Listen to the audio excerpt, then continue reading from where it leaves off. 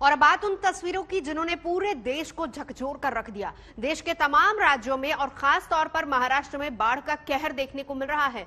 महाराष्ट्र में 40 साल का रिकॉर्ड तोड़ने वाली बारिश की वजह से लोगों पर मुसीबतों का पहाड़ टूट गया है।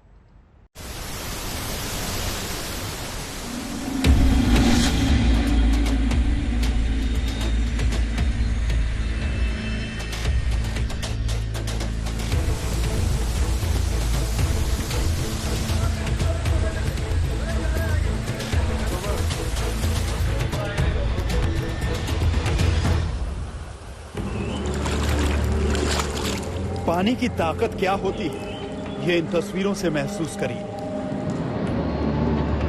सैलाब का अथाह विस्तार, टापू की तरह दिखते घर, सब कुछ डूबा हुआ है। हेलीकॉप्टर से ली गई बाढ़ की ये तस्वीरें डरावनी हैं। सैलाब ने अपने रास्ते में आने वाली हर चीज को डुबो दिया है।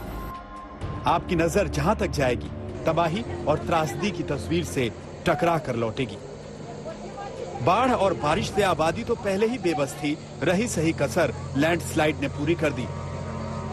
रायगढ़ में लैंडस्लाइड की वजह से अब तक 36 लोगों की मौत हुई है।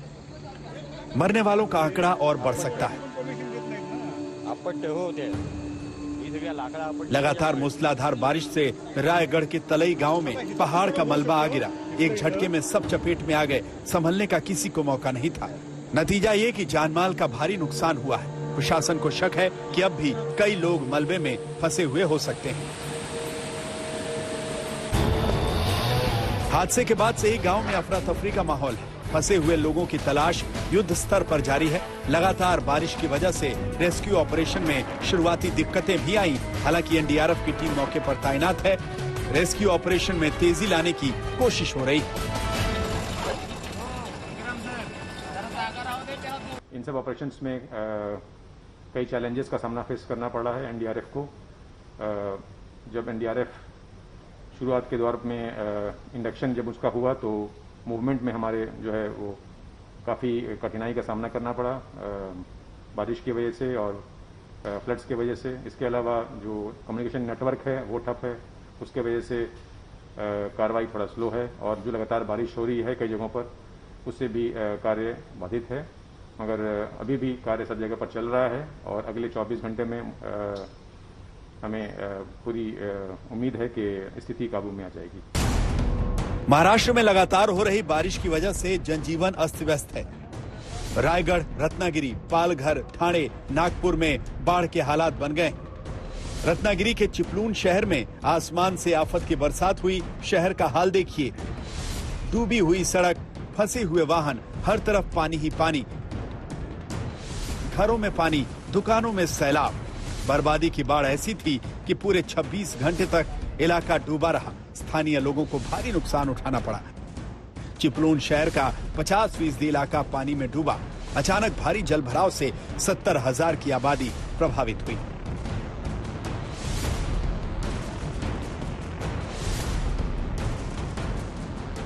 कल से पूरा पानी था, पर ये पतरे के ऊपर पानी था, तो आज आके देखा है, आज पानी चला गया है तो पूरा 2 लाख का नुकसान हो गया, 2-2.5 लाख का। इतना फ्लड आएगा हमको पता ही नहीं रहता, कुछ भी कर नहीं सकते।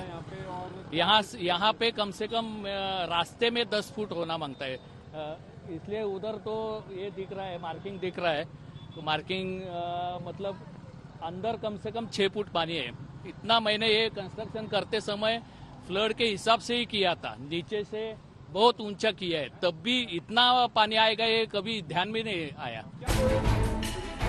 सिर्फ 2 दिनों की भारी बारिश ने शहर की सूरत बदल दी। पुणे से भेजी गई एनडीआरएफ की रेस्क्यू टीम को शहर तक पहुंचने में बड़ी चुनौतियों का सामना करना पड़ा।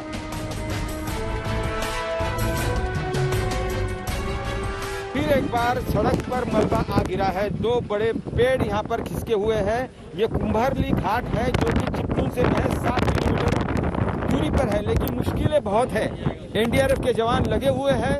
हर बार सड़क पर कभी मलबा, कभी बड़ी बड़ी चट्टानें, तो कभी यहाँ पेड़ दिखाई दे रहे हैं। उनको हटाकर वहां पहुंचना है जहां पर हजारों लोग उनके घरों में फंसे हुए हैं।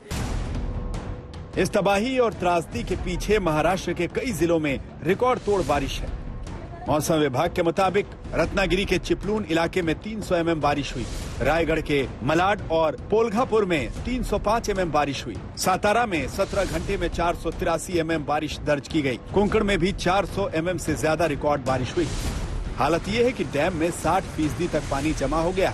अगर जल जमाव 80% तक हुआ तो डैम के गेट खोलने पड़ेंगे।